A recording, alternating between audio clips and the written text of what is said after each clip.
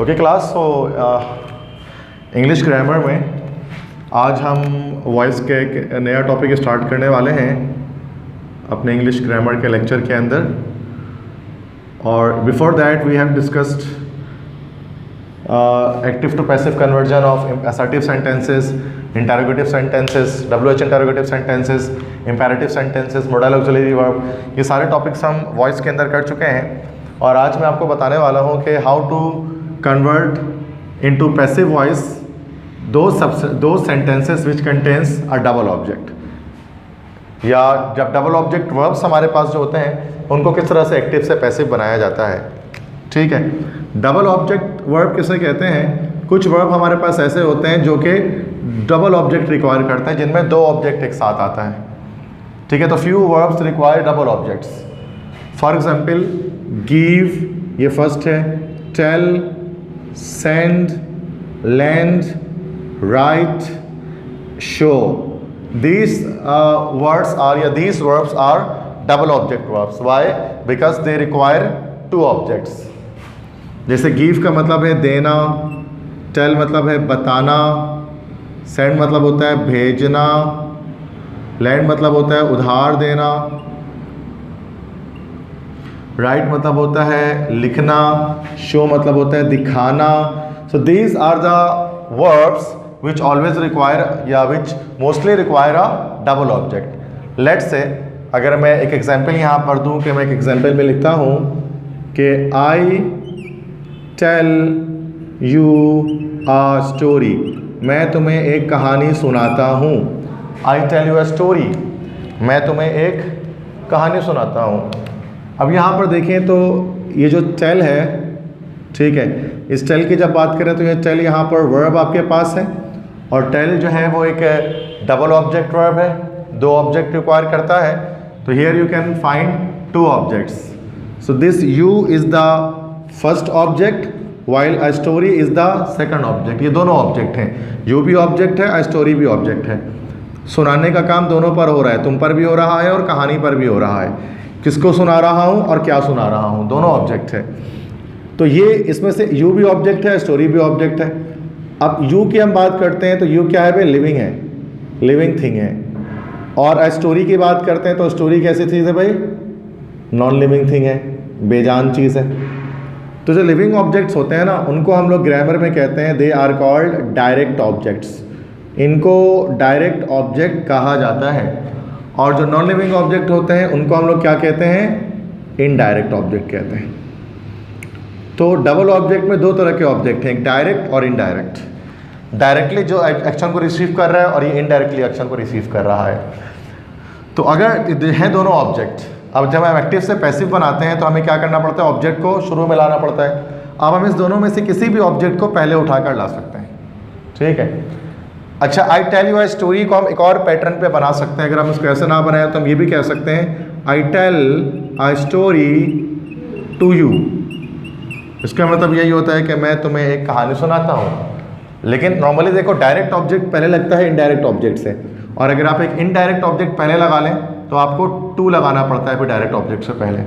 तो active voice के pattern फिर दो तरह से इसके पॉसिबल हो सकते हैं कि पहला क्या है? Subject, helping verb, main verb, direct object जो लिविंग थिंग है, उसके बाद indirect object non living thing है. तो ये तो पहला पैटर्न है. और जो सेकेंड पैटर्न क्या हो सकता है कि आप इनडायरेक्ट ऑब्जेक्ट पहले लगाएं, डायरेक्ट ऑब्जेक्ट बाद में लगाएं, but you have to separate this to by this word. आपको टू प्रेपोजिशन लगाकर सेपरेट करना पड़ेगा. जैसे I tell you a story, I tell a story to you.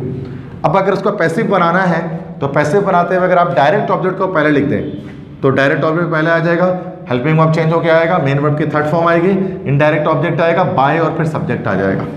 और अगर आप इनडायरेक्ट ऑब्जेक्ट को पहले लिखना चाहते हैं तो फिर चेंज हेल्पिंग वर्ब आएगा, मेन वर्ब की थर्ड फॉर्म आएगी, टू आएगा, फिर डायरेक्ट ऑब्जेक्ट के बाद सब्जेक्ट आएगा. ठीक है, मतलब दोनों पैटर्न हैं. जैसे I am writing him a letter. तो अब यहाँ देखो, राइटिंग एक डबल ऑब्जेक्ट का वर्ब है, ये वर्ब है, हिम यहाँ पर ऑब्जेक्ट है, और लेटर भी यहाँ पर ऑब्जेक्ट है. ठीक है, तो ये हमारे पास डायरेक्ट, ये हमारे पास इनडायरेक्ट. पहले मैं क्या करता हूँ? डायरेक्ट ऑब्जेक्ट को देखते हुए, इस डायरेक्ट ऑब्जेक्ट को देखते हुए पहले क्या करता देता हूँ मैं कि मैं जो है वो पैसिव में कन्वर्जन कर लेता हूँ. Let's convert.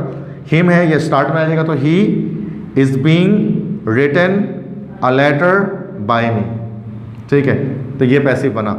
और अगर हम इसका पैसिव दूसरी तरह से बनाना चाहें तो क्या हो जाएगा, अ लेटर को आप बना लो, शुरू में ले आओ, तो a letter is being written, अब क्या होगा कि हिम के इससे पहले भी टू लग जाएगा, फिर डायरेक्ट से पहले return to him by me, ठीक है। तो ये मैंने आपको बताया कि किस तरह से हम एक्टिव से पैसिव बनाते हैं डबल ऑब्जेक्ट वाले वर्ब के साथ। तो हम किसी भी ऑब्जेक्ट को सब्जेक्ट बनाकर पैसिव वॉइस में कन्वर्जन कर सकते हैं। अब यहाँ पर मैंने जो आपको असाइनमेंट दिया है इसमें देखें, writing, shown, lending, told, give, ये सारे के सारे हमारे पास डबल ऑब्जेक्ट हैं। So we want to convert the passive of it.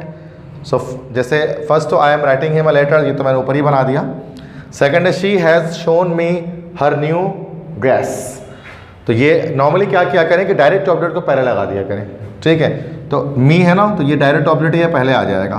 तो आई अब चूंकि हैज़ शोन है तो हैज़ बीन हैव बीन में कन्वर्ट हो जाएगा। I has been shown, I has been shown, I has been shown her new dress, her new dress by her, ठीक है।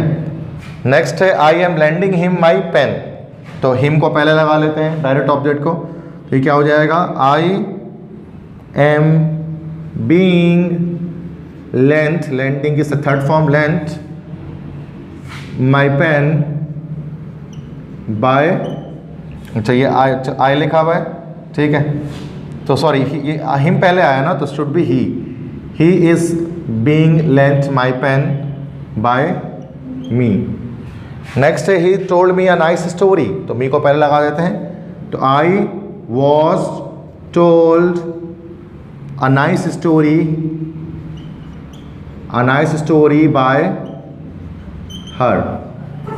लास्ट है I will give them a treat, तो ये them को हम एज अ डायरेक्ट ऑब्जेक्ट मानकर start में लगा दें, तो ये क्या हो जाएगा, दे, और टेंस कौन सा, आई विल, फ्यूचर सिंपल है तो विल बी में कन्वर्ट हो जाएगा। तो they will be given a treat by me. So these are the passive voice of these active voice sentences. So now all the things are clear in this lecture. That's it.